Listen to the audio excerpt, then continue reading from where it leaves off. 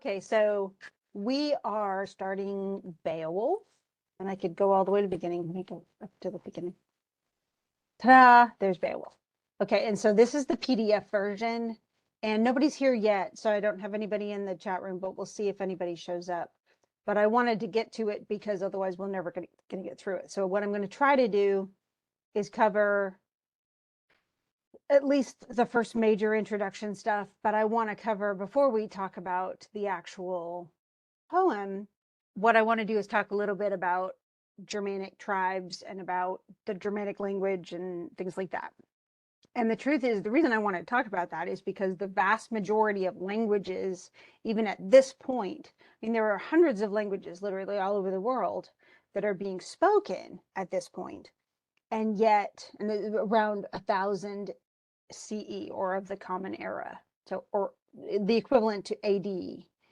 And yet the vast majority of these languages are unwritten.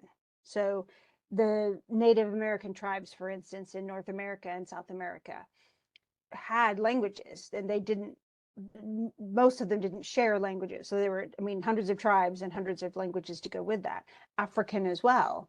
And yet very few of these languages were written down. English is actually a Germanic language. And so there is, and if a couple of you are also in humanities, so you've already kind of been through this a little bit, but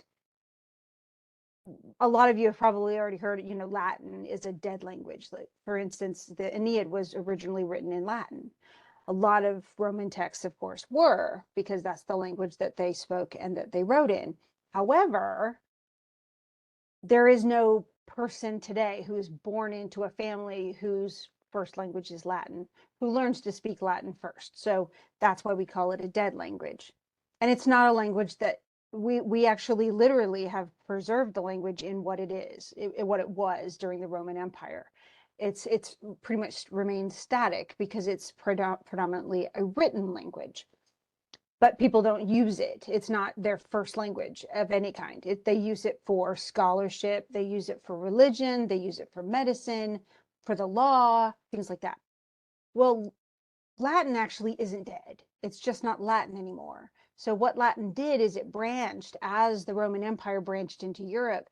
Latin became Romanian and Spanish and French and Portuguese and Italian.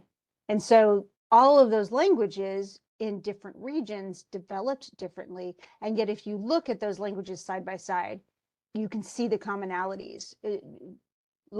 Italian, for instance, has a lot of connection to Spanish.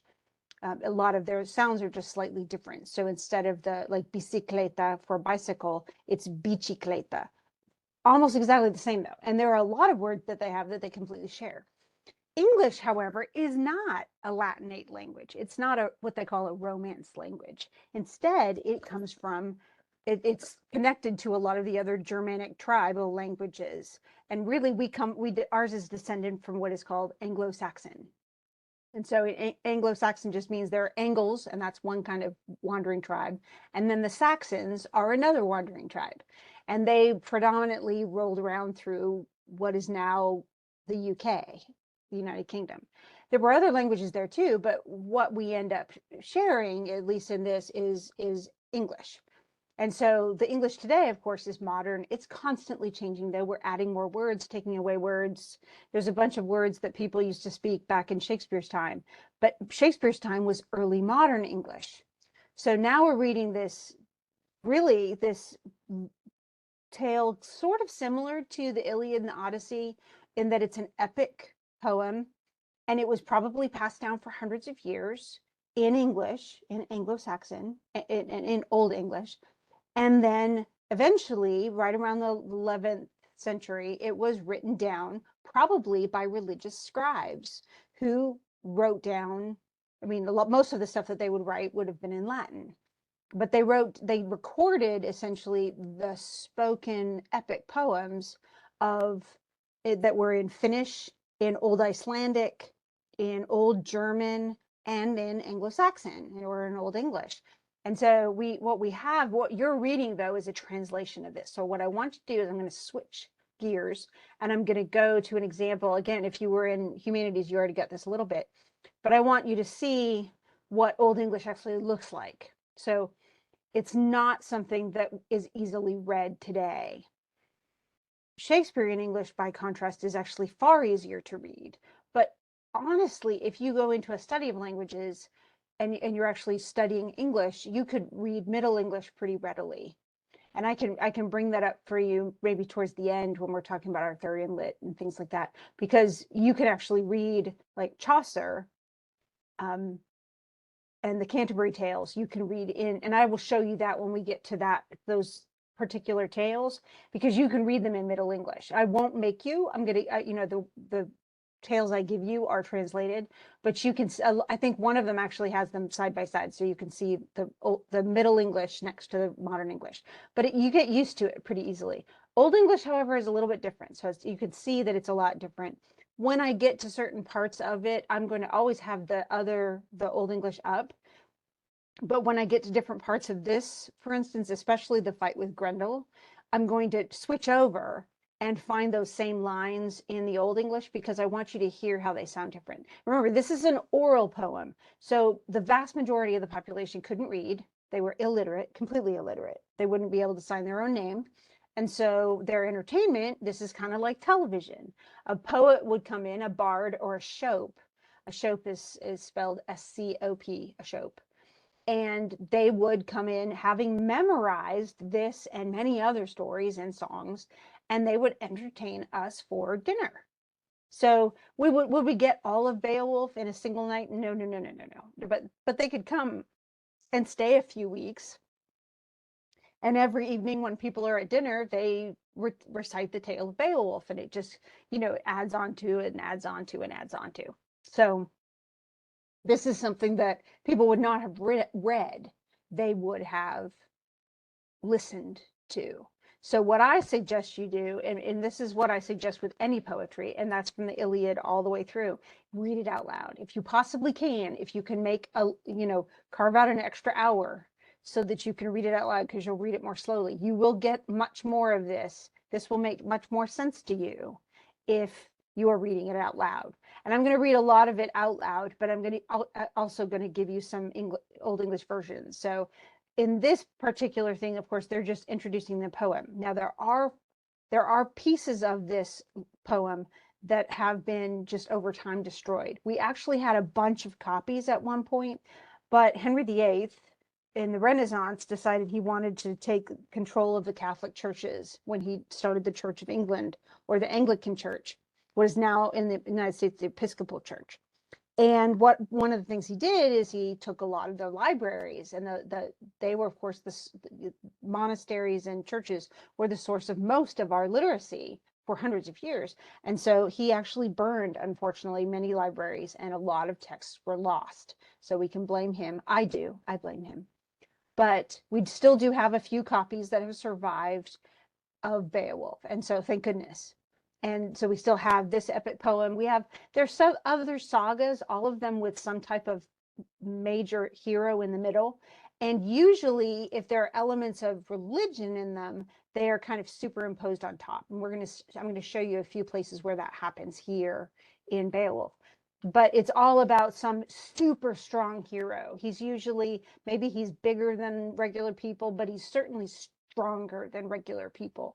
And not just stronger because he has a really nice sword, but stronger because he simply is super strong. So muscle really mattered. This is like the WWF period, where your brawn does matter. But it's also your willingness to face really formidable odds, knowing that you could die.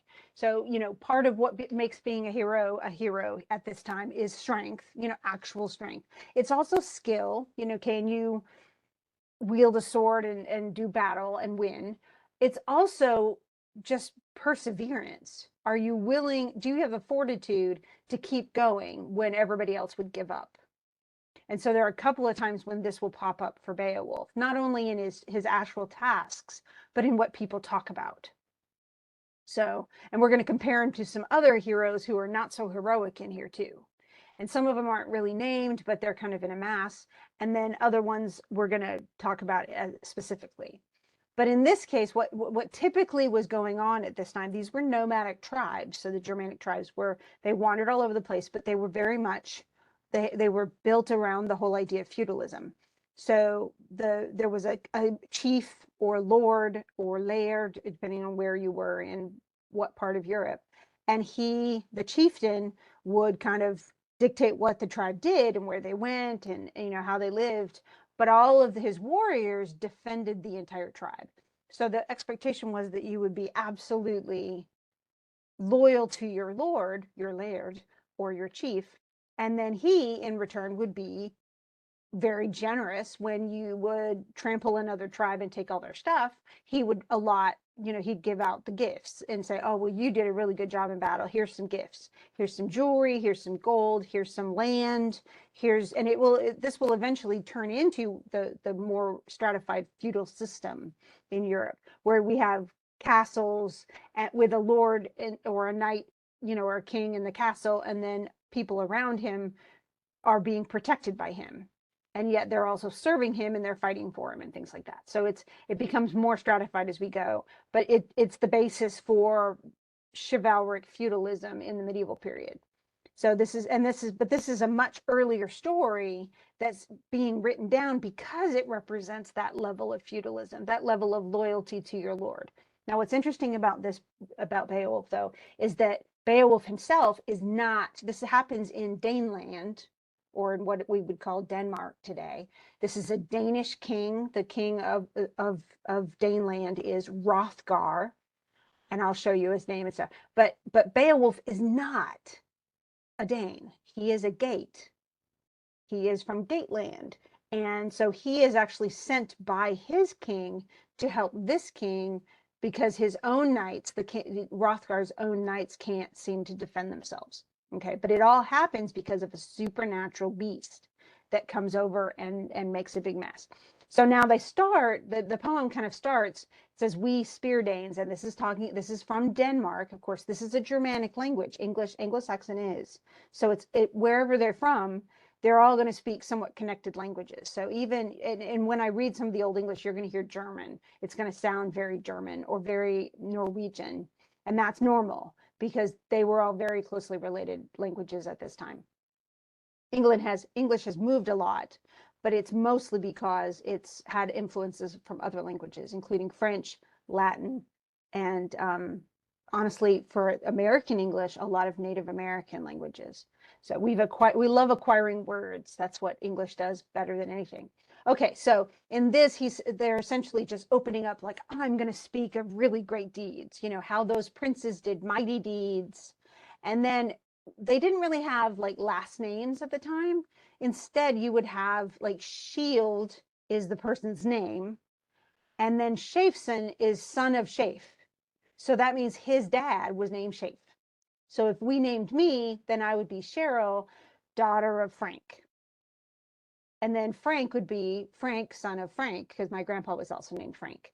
But we would be named by who we are, our first name, and then we're the son of somebody. That's one reason why we have so many last names that are like Davidson, Richardson, Smithson, things like that. Those last names come from this tradition where we're identified by our family. And who was your dad? That's what matters. So Shield Shafton, and if you look over in the Old English, oft Shield Shafing is how they do it. Okay, shield is spelled differently, obviously, than the way we spelled shield, but the SC doesn't sound the way it does for us. So it's just, they're going to change the spelling so it's easier to read. But essentially, he says, Shield Shafton seized mead benches. Now, mead is like a very sweet white wine. Only it's not made from grapes. It's made from honey. It's just fermented honey. And if you ever are interested in tasting it, I actually have a friend here who makes mead. It's really potent, the stuff he makes, but he's learning. But there are meaderies up in northern Georgia, up where the kind of like in Dahlonega and Blue Ridge and stuff like that. They have meaderies all over there because the temperate climate is really good for that, for the fermentation of mead. But it's just, that's what people drank. You didn't drink the water because it wasn't good for you. You could really get sick from the water. So people drank, they could drink ale in certain places, but in this case, these Germanic tribes, pretty much that was their standard drink. They didn't drink wine, they drank mead. So obviously they must have had a lot of beehives and things like that, because they had this, you know, what can they ferment into something else? So mead is the what those are. And mead benches would have been places where essentially in a mead hall they would eat. They'd eat and drink mead. And so those words are going to be used a lot. So essentially, they're talking about the heroism of him. He seized mead benches from many a man among his enemies. So in other words, he took their property, took land, took their furniture, you know, he took stuff, gold and silver and riches, clothing, people, slaves, who knows what. And essentially, he was really amazing. After his first rescue as foundling, so he was a foundling. That means he was adopted, essentially. He grew in honor. He grew and waxed under heaven, so he got bigger under heaven. Grew in honor till near tribes over the Whale Road. That's like either an ocean or a river or a sea. And that's something too that they use. They use a lot of compound words to mean something. Instead of saying over the sea, they made it more artistic.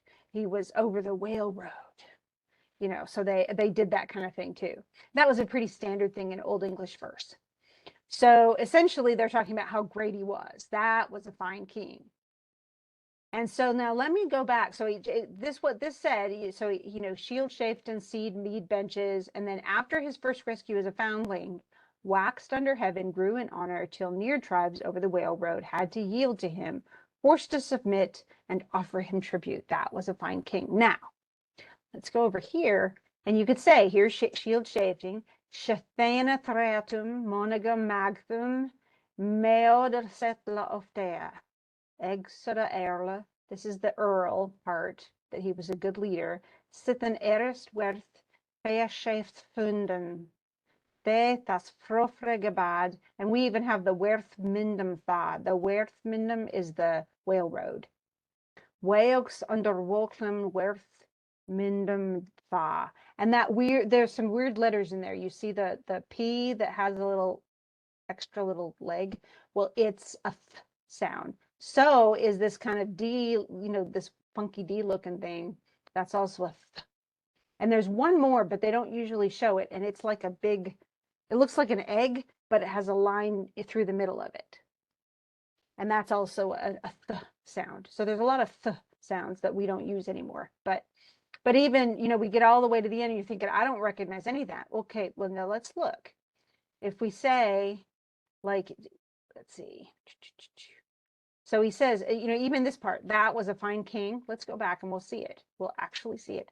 That was good koning. That was a good king. So that, you know, if we know that that P thing looks like, it sounds like a, then we have that right there. We even have the word after, right? You see that? Then God sended. Then God sent. Do you see what I mean? Then God sent. And we'll go back. Sent there by God. That's how they translate it. So the truth is we have, the more you read this, the more, you know, I'm not saying please don't try to read it in Old English, but you're going to see words pop up and you're like, world is world.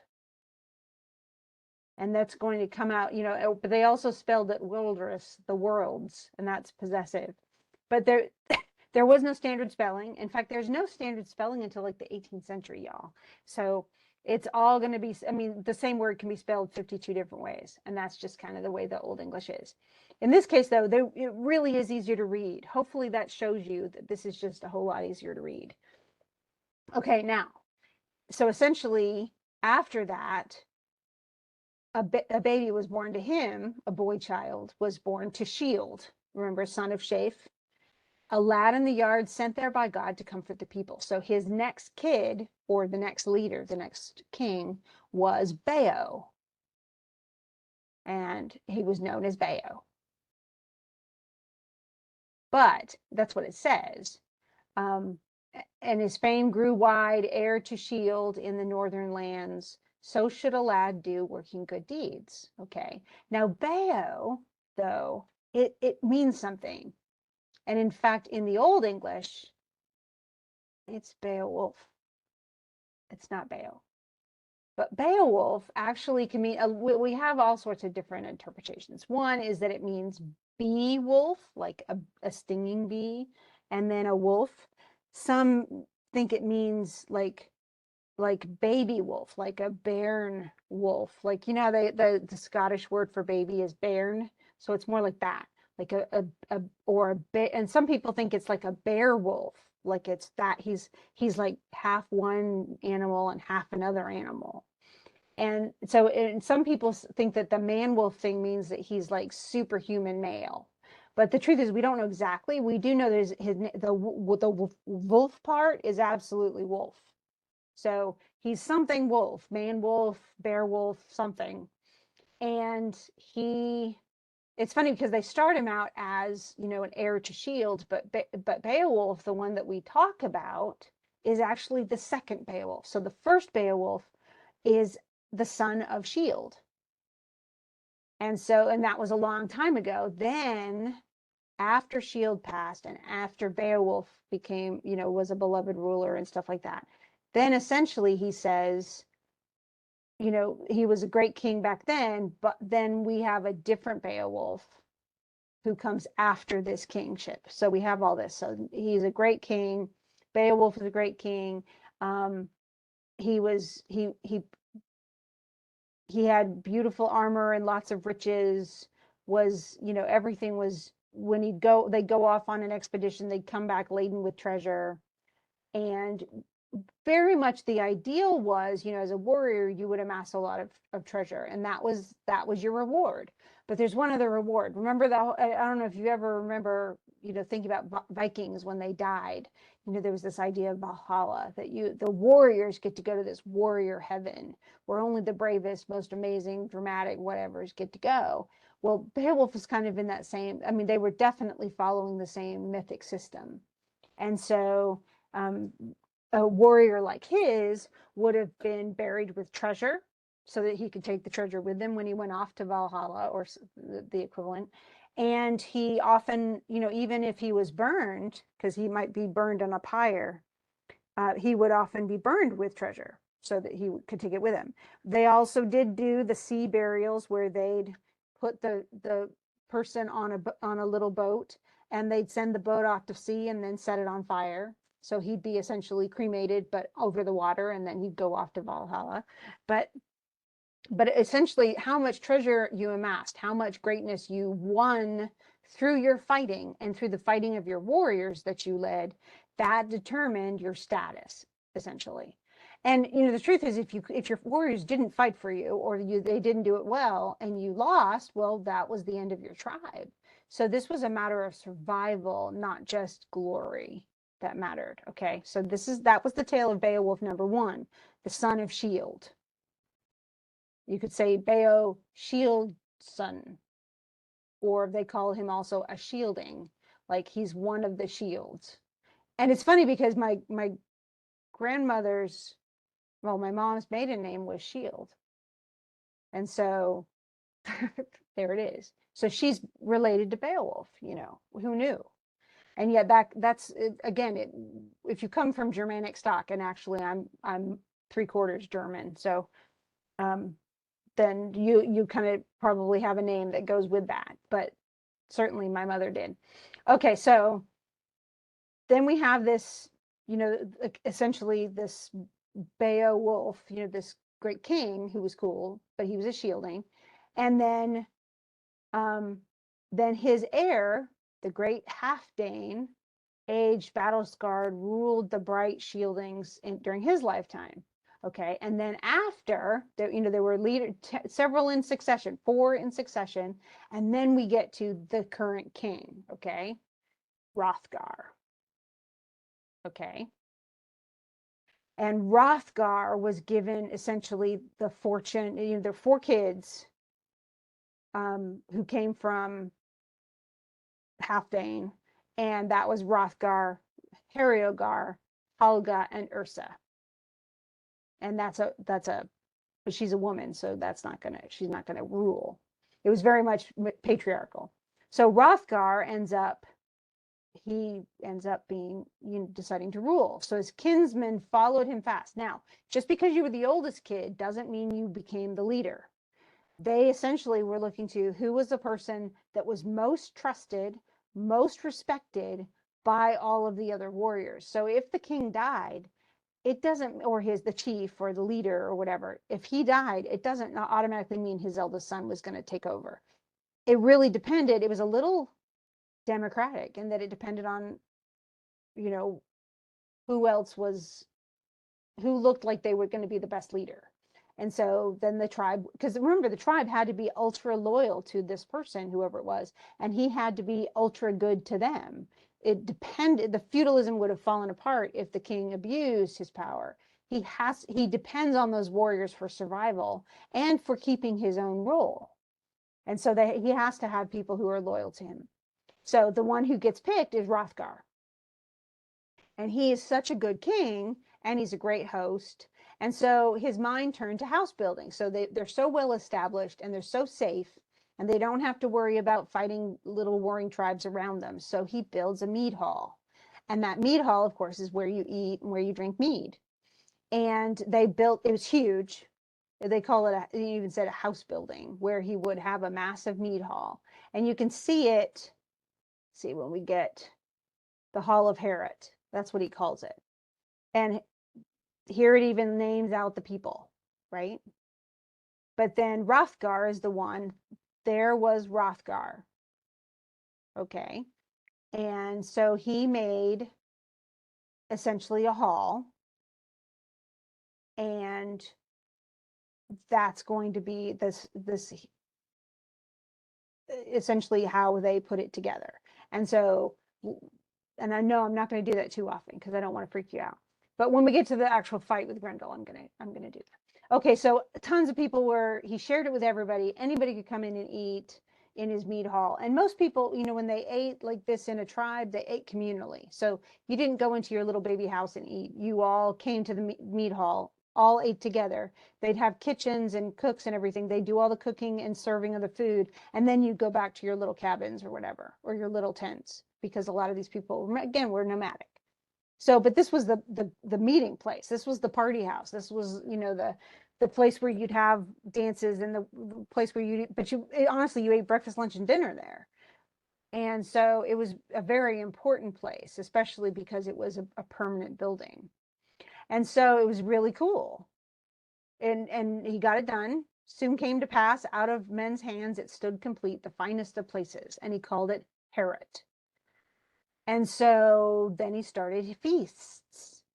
Okay, so he gives out gifts at his feasts, and people come from all over, and they drink and they eat and they have a great time. Okay, but that hall is a problem, because as soon as they start having feasts and partying and making lots of noise and playing party music or whatever, it awakens a beast, a creepy, resentful, mean, malicious, something with it. Nor was it long till sharp-edged malice between in-laws, born of their enmity, awakened. Okay, it was then a bold monster fretted its time away, dweller in darkness. So there's some monster out there that's been keeping quiet because the world was pretty quiet. But that monster does not like the noise coming out of the Hall of Herod. Sometimes it's a person singing. So they're playing the harp and singing the tale of Beowulf. Not yet, but they're singing songs, and they could be love songs or funny songs, or they're telling epic poems. They're telling stories. So skilled men told of distant source of man's beginning, of how the Almighty made the earth. So this is biblical stories even. Now this probably is put in there by the religious scribes, because these Germanic tribes were pagan. So they were not Christian until far later. Once the Germanic tribes sacked Rome, then they started, Christianity started drifting northward.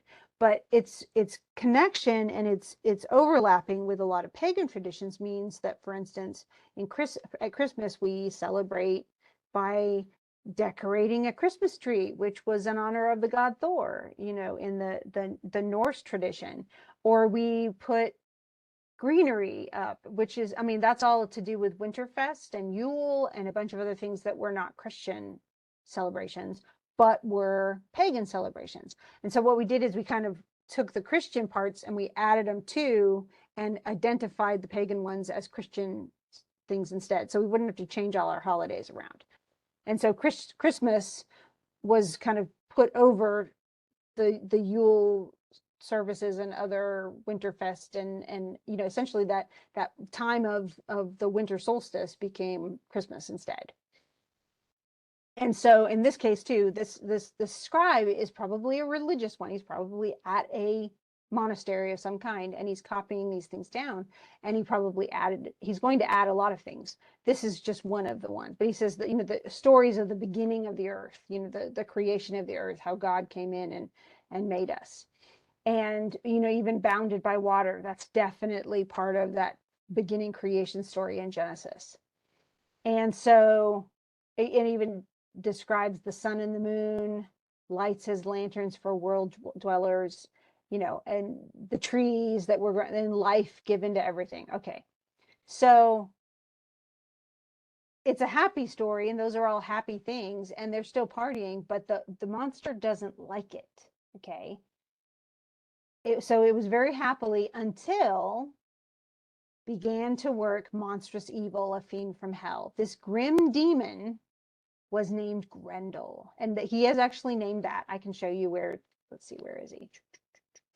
There's the Hall of Herod, and there, Grendel Hatten, named Grendel, or Grendel named.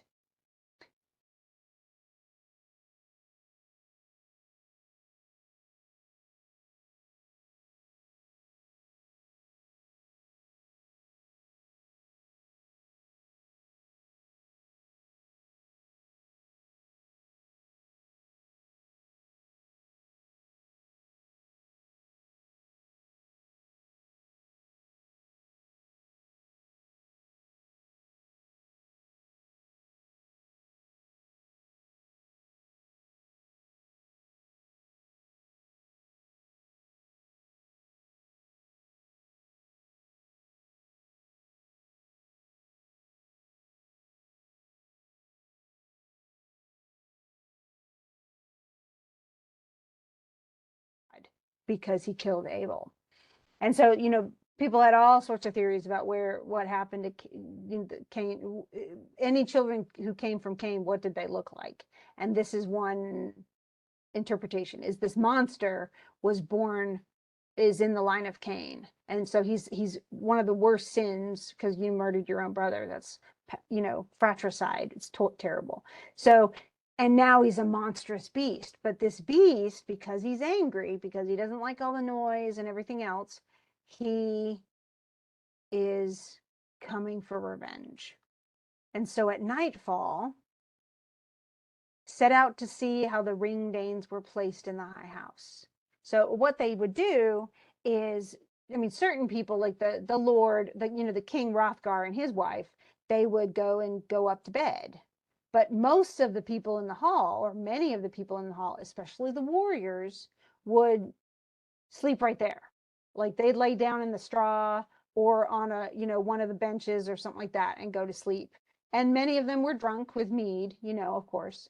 They even called it their beer fest. After they were drinking that night, many of them went to sleep drunk. Okay. And he found this whole group of people sleeping from feasting, dead to woe and human sorrow, because they're all drunk and asleep. The cursed beast, grim and greedy, ruthless and ripe for savagery, had soon snatched 30 thanes from their slumber. So he literally ate 30 men, then returned, sated with spoils, with a feast of flesh to seek his lair. So he comes in, eats 30 people, and then runs away. In the morning, in the half light before the dawn, Grendel's craftiness was revealed. So they come in, good morning, oh my gosh, and there's blood everywhere, and he's 50 thanes, 50 of the warriors are gone. And people start mourning. The mighty king, their fine leader, sat there sorrowing. And he suffered because he realized 30 of his warriors had been killed. So they stared at the demon's foul trail, its strong poison lasting and lingering, nor had they long to wait for more. So later, one night, Grendel again came in, dealt more murder without remorse. His fate and fury held too fast to him. And essentially, it was, I mean, he was just going to murder people. And it says, easy to find him who'd be elsewhere, seeking his slumber further away, a bed among branches, when clear, truly told, all the tokens apparent of the half-seeker's hatred. So is essentially, if you stayed away from the hall, you would be okay. But if you go in and party, he's going to come in and eat you. So Grendel ruled, defying the right, one against all, till the finest houses stood deserted. And people are afraid. They're afraid of his coming. And finally, they close the hall. You know, that's it. We're not doing this. So 12 winters tide, 12 years go by. And anytime they try to open up the mead hall or do anything, he comes in and eats people. And so that's it. So it was known to the sons of men, sung clearly in bitter ballads. So essentially the bards, those little shopes, those musicians, spread word everywhere that Grendel wrought long against Hrothgar in fierce enmity, fighting and feud, a host of seasons in singular strife, refusing all truce with any man. Of course, they couldn't really work with him because he was just a monster. But he wasn't gonna, they couldn't get him, they couldn't find him, and he wasn't going to stop killing them. There was no way they were going to get, and it even said, you know, like there was none of those counselors expected recompense. What they would usually call, they called it Weirgild or Mangold. And all that meant is if you killed somebody, whether it was accidental or not, you paid a price for that. So you essentially give restitution. And if you didn't, then they would kill one of your family members, and you could have a whole long-standing feud going. But if somebody was killed, then you could actually pay for that death. You could essentially, well, here's some treasure and gold. But they're saying that there's no way that this beastie, creepy Grendel thing who eats people is going to like leave gold for them. There's never going to be any recompense for all the lives that were lost. Okay. So no man knows where hell's mysteries go roaming. So they don't know where he went afterwards. They just knew if they came in and hung out, if they were playing around at Harrod, he was going to come and kill them. Okay. So these were harsh times, heartbreaking for the Shielding's king. Many often sat mighty in council, pondering a plan. So they're trying to figure out, what can we even do? But because they can't find him, they just, you know, they prayed. So they made sacred vows at pagan shrines, offered up prayer that some demon slayer would grant aid to the people. So please, we need somebody to stop Grendel. But you notice that none of the warriors themselves, if the warriors are there, they're just there to get drunk and then they get killed. You know, here comes Grendel, he eats them up and then he goes away. But there's nothing that they can do. No one can seem to stop. Okay. And it even says, hell they thought on in heart's depths. They knew not the maker. So in other words, these are pagan. It's a reminder. These are pagan people before they knew Christianity and God, but they didn't know him. And so it was even more terrifying for them. Okay. because they didn't know where, they just figured it would be hell afterwards. You know, what's death going to be but death, okay? But because of that, a wise hero comes, and this is where we get to see Beowulf, okay? And this is not, remember, he's not a Dane. So over those troubles, here's Halfdane's son is just Hrothgar. And he's brooding because there's nothing he can do. But there's nothing, I mean, he really can't. His people can't help him. His no one can stop the night evil. The night evil. That's one of those compound words I said, you know, instead of saying the demon, they call him the night evil. Among the gates, and this, it looks like Geats, but it's actually gate. And really in the spelling, let me see if I can show you.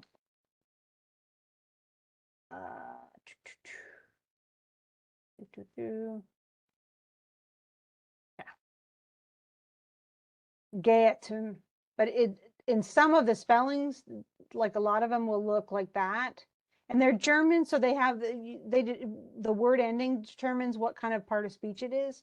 But some of them will even be spelled with an a sound. Where is that a? If they even, I don't know that they even show it, but it's like an a e mixed together. It's a funky looking letter, but it just says a or a. So that's kind of where that's going. But he's a gate, and he's a thane to Higelac. It looks like Higelac, and you can totally call him Higelac, but it's Higelac. The Y is a E sort of Germanic sound. So, but he's a thane to this king, who's the king of the gates. And he heard from all those bards. Remember, the bards were spreading the word about this horrible Grendel something. And he heard, hey, wait a minute, you know, there's this monster who's ravaging the poor Daneland and King Hrothgar. And so Hughlac agrees to let Beowulf go as a representative of him, you know, to go and help. So here's Beowulf, who's not a thane under Hrothgar. He owes him no tribal loyalty, no nothing. And yet, because he wants to go get glory and do good things, which makes him super heroic, at least for this time period, he says, hey, Hughlac, can you send me over there, and can I serve Hrothgar and catch this Grendel thing? And Beowulf wants to do it. And so they even say, good Beowulf heard of this Grendel, and he was one of the strongest of men in his day, in this life of ours, noble and powerful. He commanded a boat, and then he actually brought a bunch of soldiers with him, okay? And he was going to seek the king over the Swan Road. Now it's not a whale road, it's a Swan Road. And he wants to serve Hrothgar and help him out. Because again, what were they praying for earlier? They were praying for some great warrior who would come in and stop Grendel. Well, this is Beowulf. He is coming for that very express purpose. He's not for a happy visit. He comes to kill Grendel. That's his job, as he sees it. Because remember, he's a warrior. That's his job. He has to protect, to serve and protect. He's like the police officers, you know. Okay, so he picks a bunch of friends, you know, well, other warriors out from among the gates, the bravest found, and then takes 15 with him, okay? And they go off to Daneland by boat, and they're going to go and see what they can do to, you know, win glory for their king, glory and treasure, because it's both things, okay? So they go off, and they get on shore in Denmark, and, you know, kind of tie down the boat and everything. And it was much of a, I mean, this, obviously it's not much narrated, but it wasn't much of a journey, so it wasn't hard or anything like that. And so then they go over and they mount and row to shore. Then Hrothgar's thane, flourishing his spear, his great shaft of wood, asks, who are you guys? Because remember, all of these feudal tribes were often warring with each other. And so when they get up to where the you know, the kind of the outer outskirts of where the Danish people were all sitting there in their tribal area, he came up, and they're all in armor. You know, these soldiers are, Beowulf and all of his 15 men. And so they're stopped by the essentially the guardsmen, and he says, what are you guys doing here? all in your war gear, adorned with war gear, clad in chainmail, who sail the keel of your tall ship across the sea lanes. Why have you come all dudded up for war? I'm the watchman, ward of the coast, so that no enemy come from the sea might ravage these Danish lands. So he's keeping, he doesn't want war to happen. Okay. And he says, of course, he says to this guy he's never met before. Okay. Never so openly have men arrived bearing limewood shields, lacking the passwords our leaders granted. So, in other words, you've come uninvited without their consent. Never, this he adds even more, never have I seen a mightier lord of this earth, warrior in war gear, than you, Beowulf. You know, it's like, whoa, dude, you rock. And so even though he doesn't know who he is, and he's worried because the guys, they're all in battle gear, he looks at Beowulf and says, dude, you rock, you're amazing. And that's, of course, he has to, you know, Beowulf is impressive because he's physically just better than everybody else. And so he says, you're not a vassal ennobled by battle unless you alone belie all appearances. In other words, you look like a great warrior. So what's your lineage? Where'd you come from? Who are you? Because they're strangers. Okay. And Beowulf says so. He says, and this is honestly, he does a lot of boasting. There's a lot of boasting. And that's a big thing too. They talk a good game. It's very American, really. You know, we tend to have people who are like, yeah, I'm the best. I'm totally the best. You know, whether it's football players and basketball players or musicians or, you know, goodness knows, or wrestlers, you know, so this kind of still goes with the WWF. But he says their leader, that's Beowulf, the captain of the crew, answered and unlocked his word hoard. This is actually such a common name. It just means he's saying speech, but that's his hoard of words. We are by birth Geats, okay? And yet we are hearth brothers to Hulak, remember that king of the Geats. My father was Ecgtheow. And yes, that's not a fun name, but that's Ecgtheow. Worn by many a winter till in old age he passed from our halls. So he's dead. My dad, Ecgtheow, died. And then he said, essentially, he became he came as a thane to Hulak.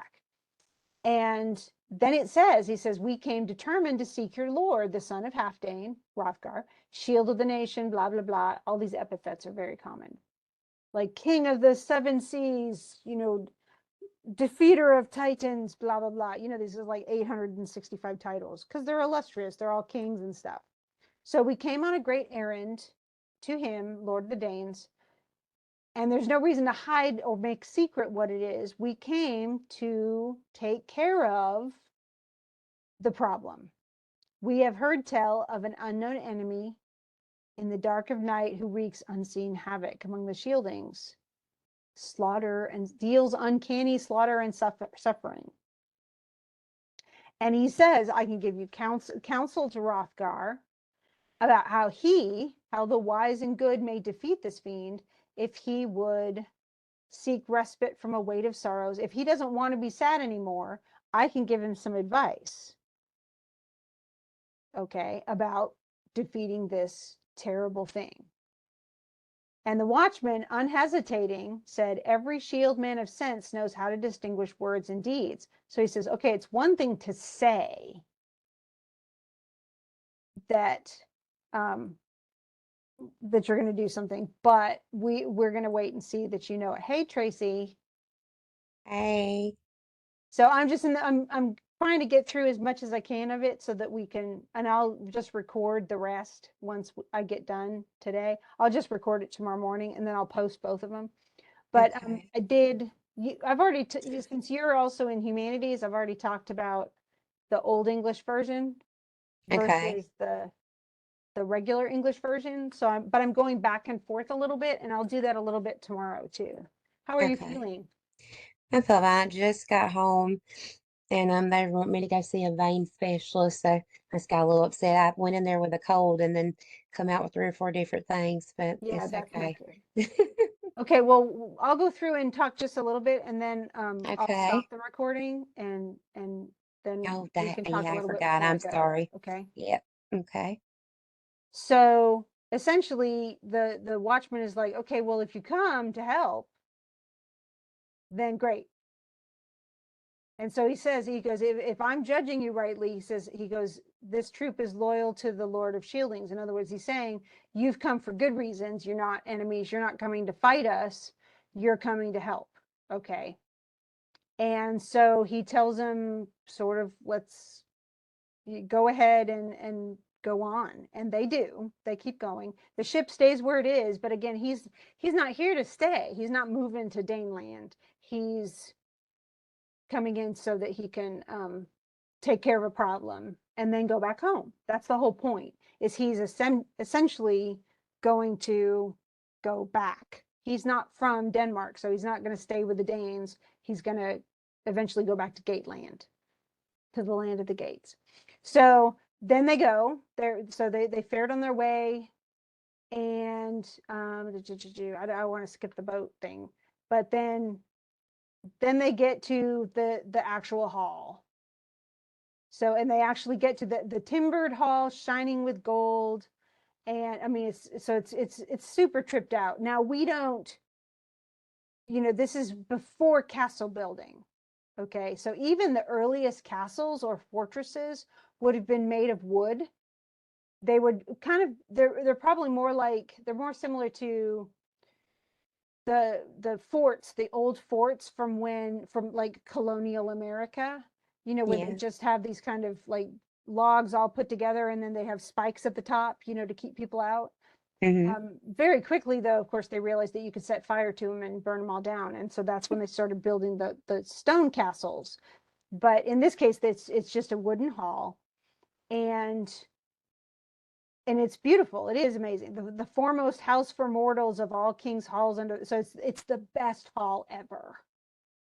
And they were led there, and then to the court of noblemen. And the worthy warrior wheeled his steed, spoke these words, and that's the guy, the person who was the guard who stopped them, the watchman. And he says, okay, I have to leave you here. And then, of course, he gives this Christian prayer. May the Father of grace, the Almighty, keep you safe. That's absolutely going to be added. It may have been that it was a pagan god that was put in there. We don't know. Or there may have been no prayer there, and then it was added. But more than likely, the religious scribe, whoever wrote this down, added that to the story. But then he says, I go watch the sea to keep guard. So I'm going back. I brought you here now because I know you're good dudes. And now here's Hrothgar's court.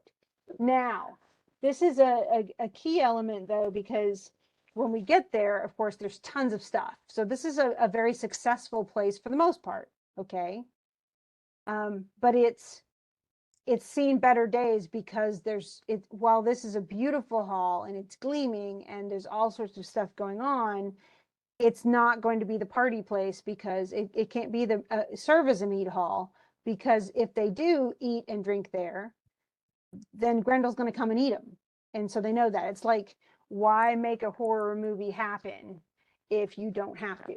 So, but essentially they all come in and drop to the benches, armor clashing, warriors, war gear. They've because remember, they're fully armed.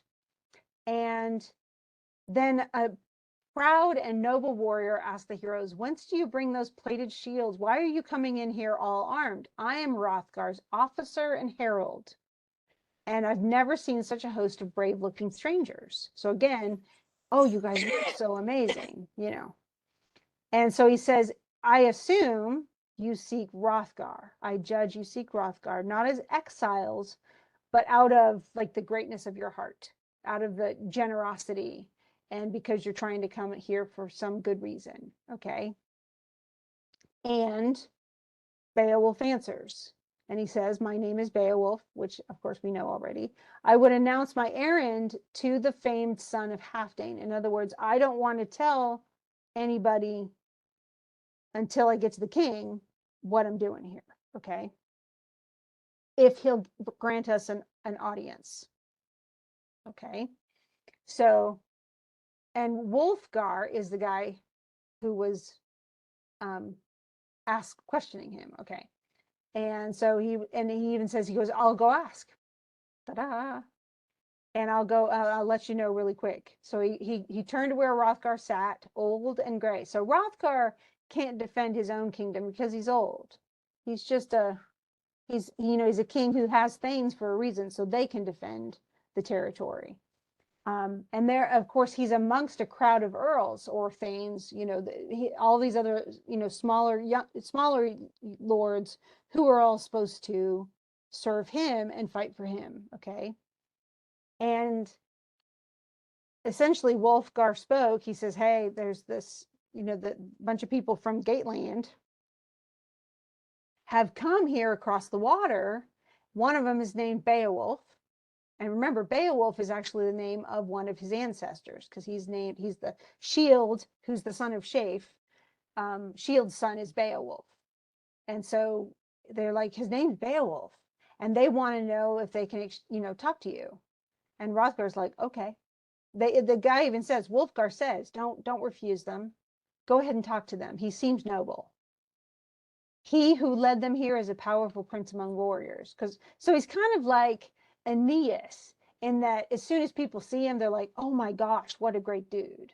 And that just doesn't, it's rather like if you go back to the Iliad, in the Iliad, it's Achilles who immediately impresses people. And everybody's like, oh no, it's Achilles. Wah! And they're all completely daunted by the fact that it's Achilles. And he is better than, at the age of what, 15 or 16 or something. He's better than all the other warriors out there. And then in the Odyssey, of course, anytime Odysseus shows up, oh, it's Odysseus, so he has that same kind of, like, as soon as he walks in, people go, whoa, and they know he's something special. So Hrothgar does. He actually says, I knew him when he was a kid. His old father was called Ecgtheow, to whom, and then he starts telling a little bit about his lineage and stuff like that. Remember how that their last name is not really a last name. It's that they're the son of somebody.